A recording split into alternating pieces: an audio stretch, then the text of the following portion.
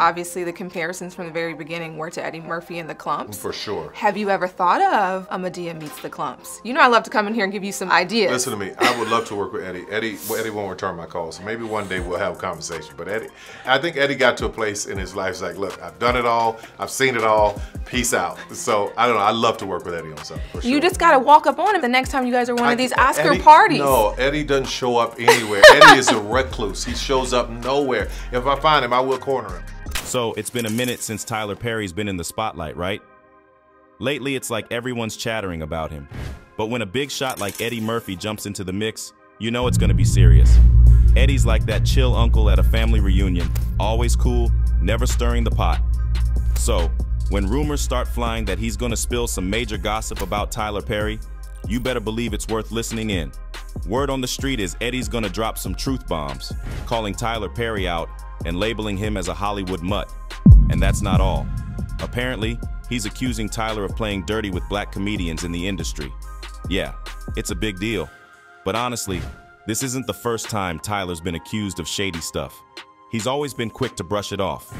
But when everyone from your nosy neighbor to Hollywood royalty like Eddie Murphy starts pointing fingers, it really makes you stop and think, doesn't it?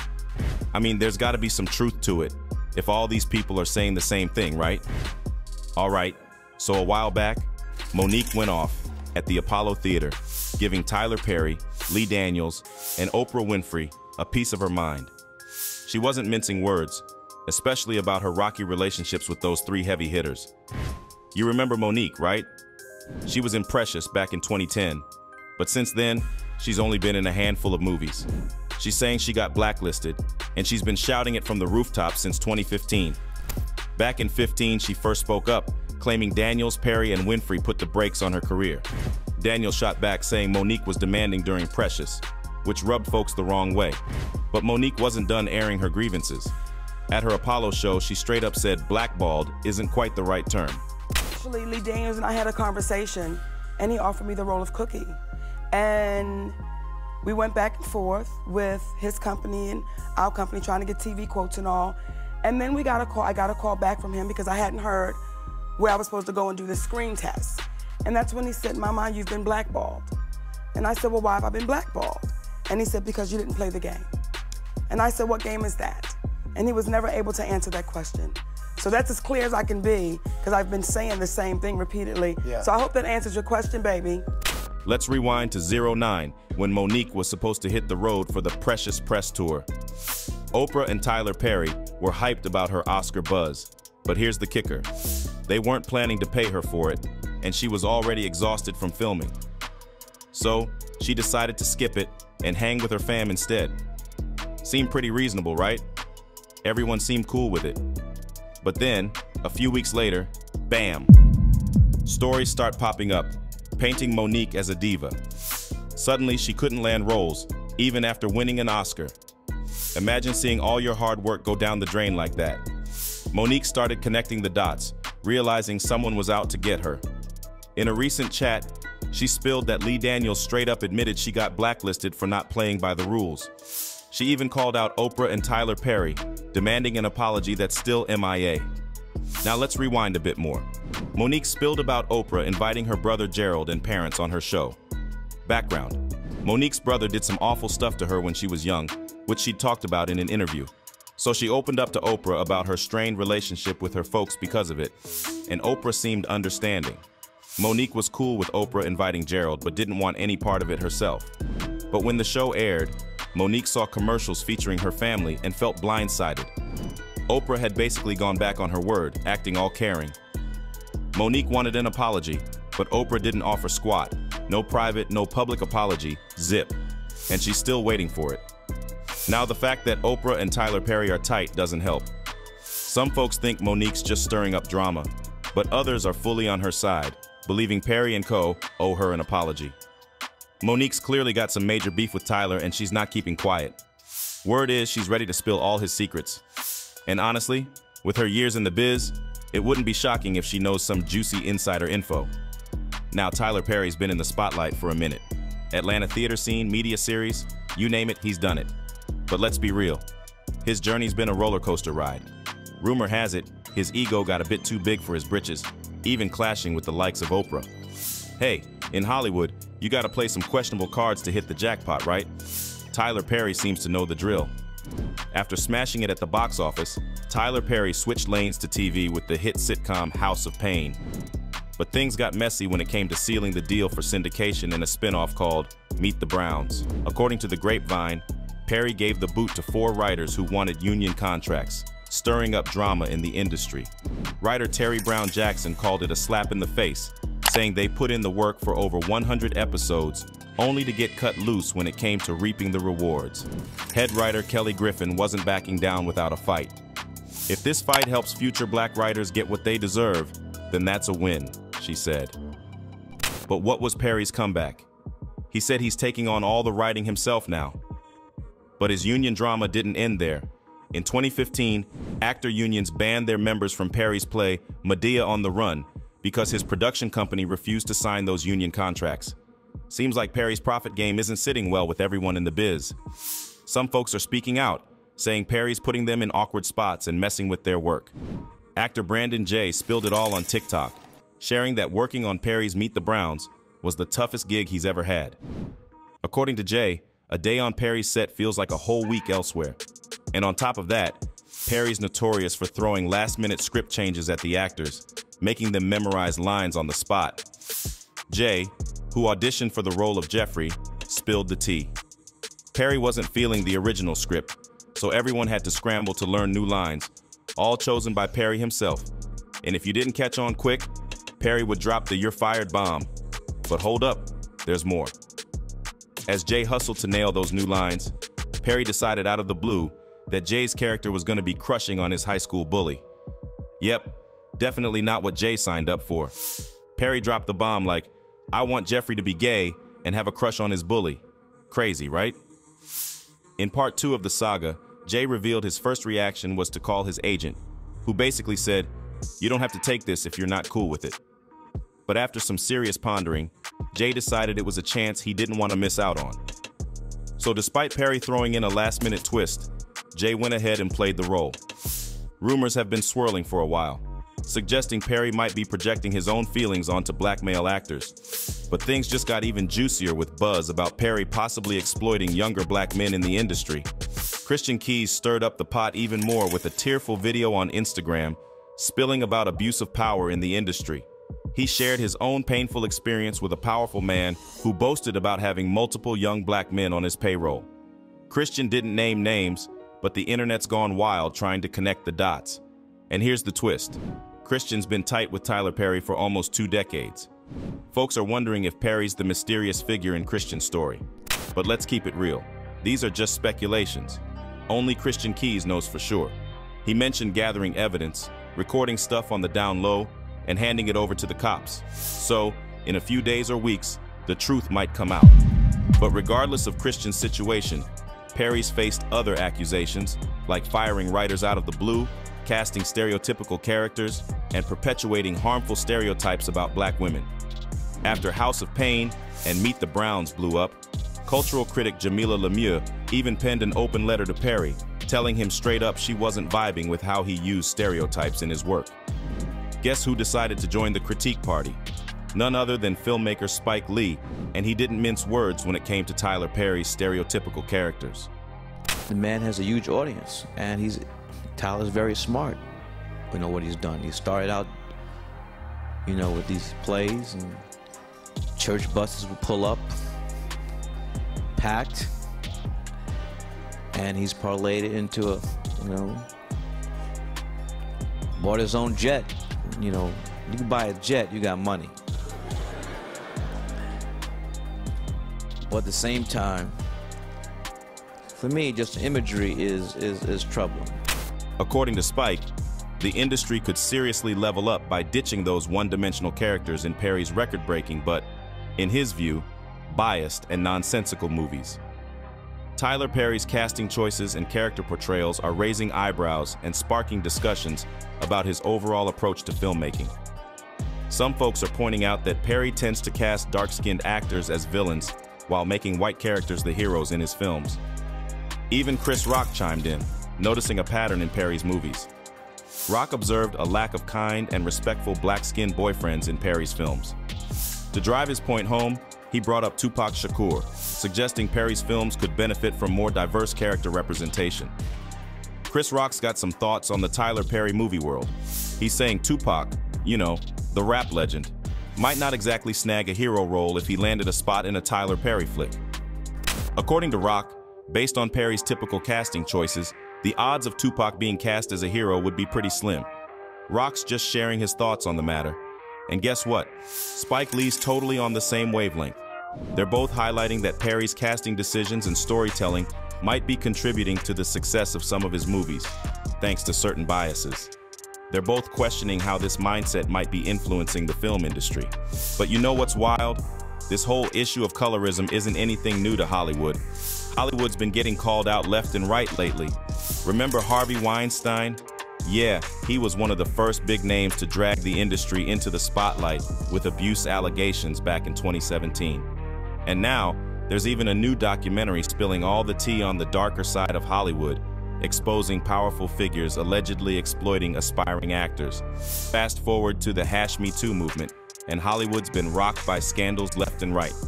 Kevin Hart even stepped down as the Oscars host in 2019 over some past homophobic tweets. Plus, the Oscars So White campaign's pushing for more diversity and recognition for people of color and marginalized communities. The Hollywood Walk of Fame ain't exactly shining bright. It's more like a walk of shame without those stars. Let's take it back to the 40s, when Hattie McDaniel snagged that Oscar for Gone with the Wind. Historic win, right? She was the first African-American to grab that prestigious award. But despite the victory, the Oscars back then were basically exclusive to white folks, and McDaniel found herself sidelined from the celebrations.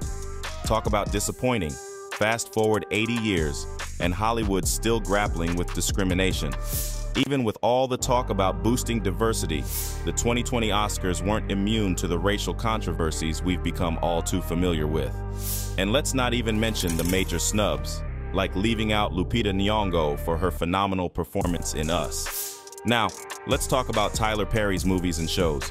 No denying it, dark-skinned actors often get cast as the bad guys in his flicks. Take Steve Harris in Diary of a Mad Black Woman, for instance. He's playing Charles McCarter, a successful lawyer who turns out to be a total jerk to his wife. And then there's Blair Underwood, sharing some insights about his early career and the challenges black actors faced in Hollywood. And speaking of roles, a bunch of actors got their shot at playing villains in Tyler's movies. From Philip Edward Van Leer to Ion Overman to Ron Rico Lee, they've all taken on some less than nice characters. And if you've been tuning in, you've probably noticed a trend. Many of those characters are seriously abusive towards women. It's definitely got people talking. Tyler Perry's movies always spark conversations, especially on Twitter and other social platforms. Some folks call him out for depicting the struggles of black women dealing with men's actions in his films, while others argue he's shedding light on real-life issues. Either way, Perry's storytelling definitely gets people discussing some pretty significant topics. Critics aren't giving Tyler Perry any leeway. Despite his significant contributions to the black community, they're like, hold up, let's address the shortcomings. They're highlighting moments in his movies and shows where black women face tough situations or are depicted unfairly. Some people argue that Perry's work reinforces the notion that his characters can only achieve happiness and success by adhering to strict respectability politics. Then there's the concern about his tight grip on creative control, possibly overlooking other talented black and brown female writers and directors. Consider his adaptation of For Colored Girls Who Have Considered Suicide When the Rainbow Is Enough. Critics are essentially saying, hey Tyler, we want to see more nuanced and responsible portrayals in your work. Now let's talk about his comedic style. It's undeniably hilarious, but some folks feel there's more to it. Dave Chappelle even spilled some tea about being asked to wear a dress in a movie alongside Martin Lawrence. He wasn't feeling it one bit, but the producers kept pushing him, claiming all the greats did it and were rewarded. Dave wasn't on board with that idea. It's not solely about wearing a dress. He felt the industry was trying to pressure black artists into doing anything for success. And he's not the only one. Many other black men have faced similar requests. Tyler Perry isn't just a big deal in entertainment, he holds considerable influence, even in right-wing evangelical circles. His media empire is no joke, sparking discussions. But here's the kicker. Kevin Hart, for instance, was all about safeguarding his brand and avoiding crossing boundaries. He proudly declared he'd never do something he didn't want to do just for money. P. Diddy, the big shot in the music scene and the brains behind Bad Boy Records, is a major figure in the industry. He's not just a producer, but also dabbles in singing, acting, and fashion with his clothing line. Remember the buzz back on November 16, 2023, when his ex Cassie dropped a massive lawsuit bomb on him. She made some shocking claims, alleging Diddy had subjected her to physical and sexual abuse. Among the disturbing accusations were claims of severe beatings, forcing her into intimate acts with others while he watched, and even trying to harm music producer Suge Knight. Cassie also alleged he wrecked rapper Kid Cudi's car after finding out about Cudi's interest in her. It was a big scandal, and Cassie filed the lawsuit under New York's Adult Survivors Act, giving survivors of assault a chance to sue even after the usual time limit had passed. So, get this. Just a day after Cassie filed the lawsuit, Diddy and Cassie settled the whole thing. Details were kept on the down low, so we don't know exactly what went down. Cassie put out a statement saying, "We're working things out on terms I'm okay with. Shout out to my fans, and lawyers for the support." Diddy, on the other hand, said, "We're wrapping this up nicely. Wishing Cassie and her fam all the best. Much love." Then, Diddy's lawyer added, "Just to clarify, settling doesn't mean admitting anything. Diddy's sticking to his side and is glad they found common ground.